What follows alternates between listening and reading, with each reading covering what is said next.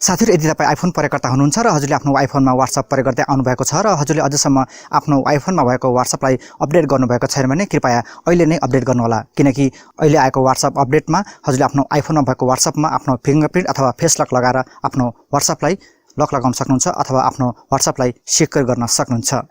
आजको यो भिडियो मैले कसरी हामीले आफ्नो WhatsAppमा फेस लक अथवा फिंगरप्रिन्ट लगाएर लक लगाउने भनेर एउटा छोटो भिडियो मैले हजुरमाझ प्रस्तुत गर्न गएको छु। कृपया भिडियो अन्तिमसम्म हेर्नु होला। नमस्कार साथीहरु, म राजकुमार थापा फेरि पनि एउटा नयाँ भिडियोको साथमा हजुरमाझ उपस्थित भइसकेको छु भने तपाईहरु सम्मान जानकारी युट्युब च्यानलमा आइसक्नु भएको छ र सम्मान जानकारी युट्युब च्यानल मार्फत यो भिडियो हेरेर मलाई साथ दिनुहुने तपाईहरु सम्पूर्णलाई म हार्दिक स्वागत गर्न चाहन्छु। अब लागौं कसरी हामीले आफ्नो आइफोनमा भएको WhatsAppमा फिंगरप्रिन्ट अथवा फेस लक लगाएर आफ्नो WhatsAppलाई लक गर्ने त भन्ने भिडियोतर्फ। साथीहरु, मैले भिडियोको सुरुवातमा भने चाहिँ हजुरले आफ्नो आइफोनमा प्रयोग गर्ने WhatsAppलाई अझसम्म अपडेट गर्नुभएको छैन भने सर्वप्रथम त हजुरले आफ्नो WhatsAppलाई अपडेट गर्नु होला। त्यसको लागि हजुर आफ्नो एप स्टोरमा जानु होला। एप स्टोरमा गइसकेपछि WhatsApp खोजेर अपडेट गर्नु होला। म अपडेट गर्छु। एकछिन पर्खनुहोस्, अपडेट हुँदैछ। साथीहरु, हजुरले यहाँ देखिरहनु भएको छ मेरो आइफोनमा WhatsApp अब अपडेट भइसकेको छ। अब म यो WhatsAppलाई ओपन गर्छु। ओपन गरिसकेपछि अब म यो सेटिङमा जान्छु। सेटिङमा गइसकेपछि अब म फेरि अकाउन्टमा जान्छु र अकाउन्टमा गइसकेपछि अब म फेरि प्राइभेसीमा क्लिक गर्छु र प्राइभेसीमा क्लिक गरिसकेपछि अब म तलतिर जान्छु र तलतिर एउटा फिचर थपिएको छ स्क्रिन लक भनेर। पहिला यो अपडेट नगर्दासम्म यो स्क्रिन लक फिचर आएको थिएन। जब मैले WhatsApp अपडेट गरे अहिले स्क्रिन लक भन्ने फिचर थपिएको छ र त्यसको तलतिर लेखिएको छ required touch ID to unlock WhatsApp भनेर लेखिएको छ र अब म यो स्क्रिन लकमा क्लिक गर्छु। त्यसपछि यो स्क्रिन लक फिचरलाई अन गरिदिन्छु।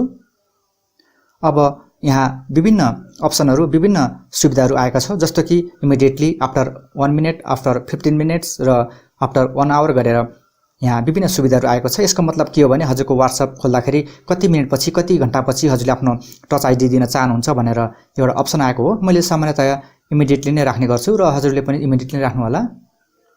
अब म ब्याक आउँछु है त। अब म फेरि WhatsAppलाई ओपन गर्छु।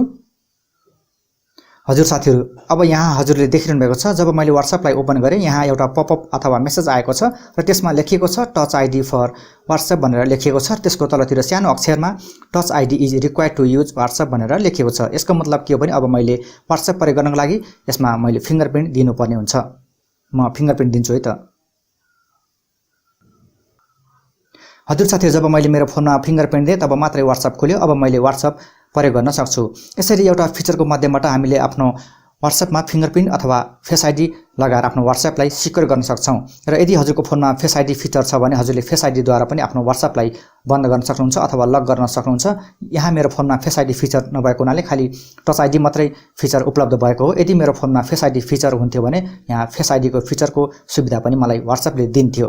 साथीहरु, यसरी हामीले एउटा फिचरको माध्यमबाट अथवा WhatsApp अपडेट गरिसकेपछि हामीले फेस आइडी अथवा टच आइडीबाट आफ्नो WhatsAppलाई लक गर्न सक्छौं अथवा सिक्योर बनाउन सक्छौं। साथीहरु, मैले आइफोन प्रयोगकर्ताहरूलाई WhatsAppमा कसरी फिंगरप्रिन्ट अथवा फेस लक लगाएर आफ्नो WhatsAppलाई लक गर्ने त भनेर एउटा छोटो भिडियो मैले हजुरमाझ प्रस्तुत गरे। हजुरले आफ्नो अमूल्य समय निकालेर यो भिडियो यहाँसम्म हेरेर मलाई साथ दिनुभएकोमा म हजुरप्रति आभारी छु।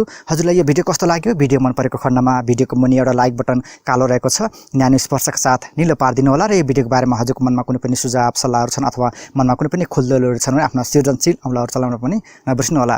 र तपाई यो सम्मान जानकारी युट्युब च्यानलमा घुम्दै फिर्दै आउनु भएको छ अथवा तपाई यो युट्युब च्यानलमा नयाँ पाउनुहुन्छ भने यहाँ क्लिक गरेर च्यानललाई सब्स्क्राइब पनि गर्न सक्नुहुन्छ भने यहाँ र यहाँ देखिएका दुईटा भिडियोसम्म हेर्नु भएको छैन भने त्यसमा क्लिक गरेर पनि हेर्न सक्नुहुन्छ। र अन्त्यमा जाँदा जाँदै हजुरका जीवनका क्षणहरू शुभ रहोस् भन्दै म यो भिडियोबाट अहिलेलाई बिदा हुन चाहन्छु। फेरि अर्को यस्तै जानकारीमूलक भिडियोमा हाम्रो भेट अवश्य हुने नै छ। हस्त, जय नेपाल।